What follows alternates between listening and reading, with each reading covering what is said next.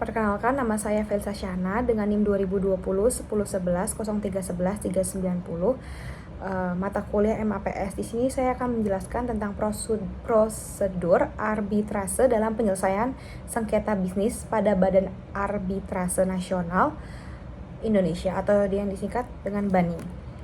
Untuk pendahuluan, pada dasarnya penyelesaian sengketa kontrak bisnis mengandung dua aspek, yaitu hukum material dan hukum formil.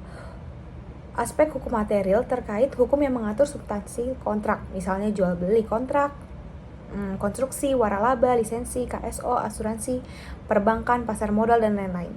Untuk aspek hukum formil terkait prosedur penyelesaian sengketa atau yang disebut dengan hukum acara. Untuk kewenangan BANI pusat ini berwenang menerima, memeriksa, mengadili, dan memutuskan perkara sengketa bisnis baik domestik maupun internasional berdasarkan Undang-Undang Nomor 30 Tahun 1999 tentang Arbitrase dan APS UU 30 1999 menerbitkan pendapat hukum yang mengikat atau binding opinion. Semua arbiter yang terdaftar dalam daftar arbiter BANI berwenang menjalankan tugas arbiter sesuai peraturan prosedur BANI atau PP BANI.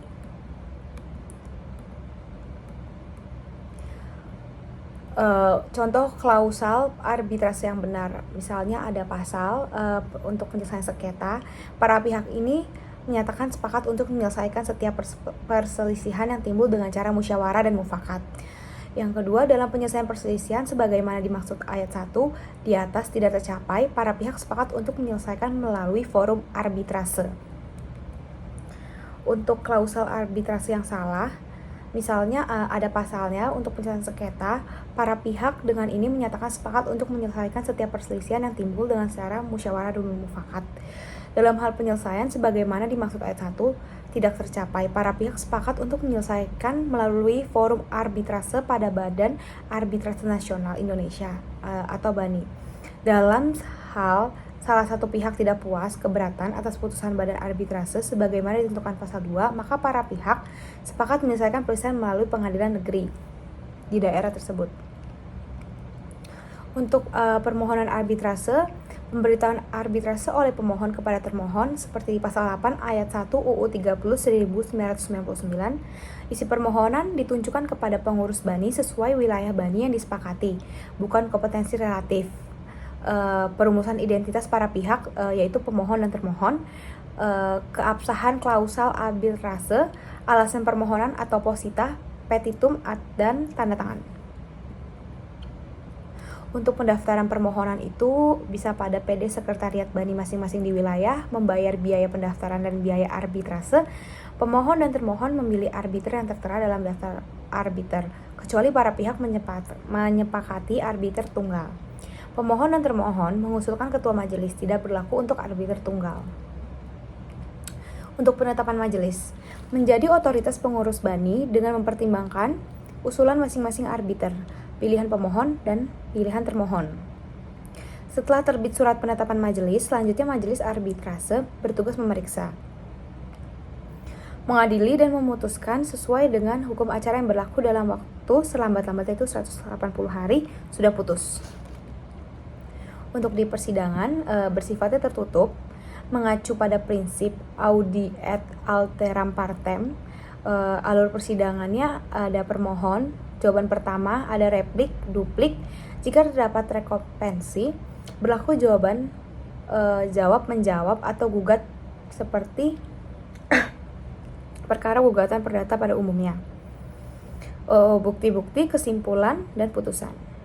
Untuk putusan, kepala putusan demi keadilan berdasarkan keutuhan Tuhan Yang Maha Esa merupakan title atau titel eksekutorial. Dasar putusannya, ketentuan hukum, keadilan, dan kepatutan pasal 56 UU 30 1999. Untuk amarnya, memuat amar jangka waktu putusan yang harus dilaksanakan. Dimungkinkan putusan berdasarkan ex aequo et bono sepanjang disepakati para pihak. Untuk pendaftaran putusan dan eksekusi, asli putusan arbitrase diserahkan dan didaftarkan oleh arbiter atau kuasanya kepada panitera pengadilan negeri disertai surat pengangkatan arbiter. Pencatatan dan pendatanganan bagian akhir atau pinggir putusan oleh paninetra dan arbiter atau kuasanya, dan putusan bersifat final atau binding. Jika putusan dilaksanakan secara sukarela, maka dilakukan eksekusi berdasarkan pemerintahan KPN. Untuk pembatalan putusan, ada permohonan pembatalan di pengadilan negeri sebagai pihak perkara pembatalan dalam pihak-pihak dalam permohonan arbitrase. Di Perma 3 2023, lembaga arbitrase atau majelis arbitrase atau arbiter tidak dapat dijadikan pihak, yaitu termohon atau turut termohon, dalam perkara pembatalan putusan arbitrase.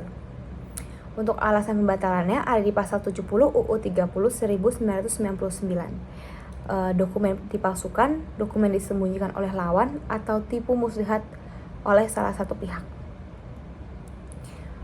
Sekian dari saya, terima kasih.